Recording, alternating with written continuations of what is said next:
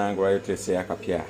Tulina wano Tankless water heater ya Bulaaya wano eno ekola obulungi bweti abantu basatu n'okusingawo musobola okukozesa shower okunaaba okukozesa kyonna kye musobola okukozesa mu kaseera ke kamu ehitingirawo like efumbirawo kyenyinza okugamba.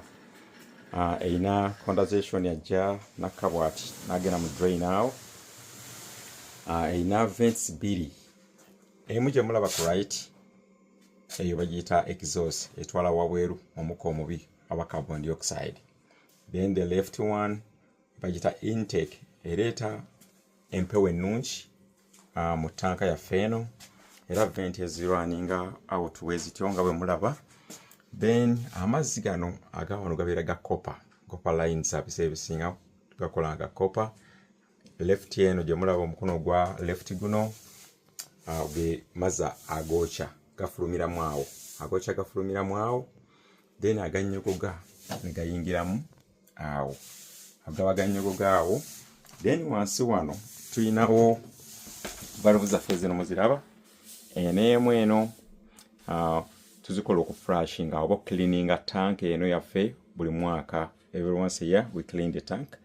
That's one there, another one's here on the hot side oba ku mukono gwaffe ogw'amazzi aganyogoga awo nga bwe mukiraba.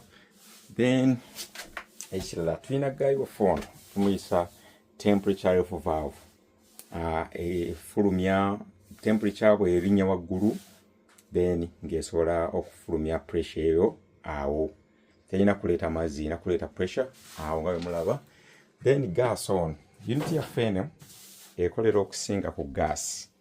Amasannyalaze gagiyamba just ku kick on oba gagiyamba okutaaninga on naye nga okusinga ekozesa gas. Kati eno gye mulaba gas gundi yaffe system yaffe guno omukono eno valve yaffe bw'okola bw'oti oba ogyeko unit yaffe tejja kukola. Most of the time erina okuba upwards okulaga nti gas ayingira eyitawo bwetyo. Twagirwaninze bwetuti nga bwe mulaba. Then tujja bwetuti bwetuuka wano eno tusanga existing line oba line ebaddewo netutayinga wano eno bagiyita mega place T naye ng'eri reduce T kwegamba eva eno nga ya 1 inch netuuka wano nga ya 1 inch bwedda wano nebiikanga 3/4.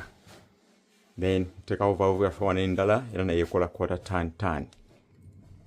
Mulaba ng'eri bweti eba off erina kuba ng'eri on most of the time. Tuba neno bagiyita MJ fitting oba mechanical fitting. Yetutayingamu awo yetusiba ku flex line yaffe wano oba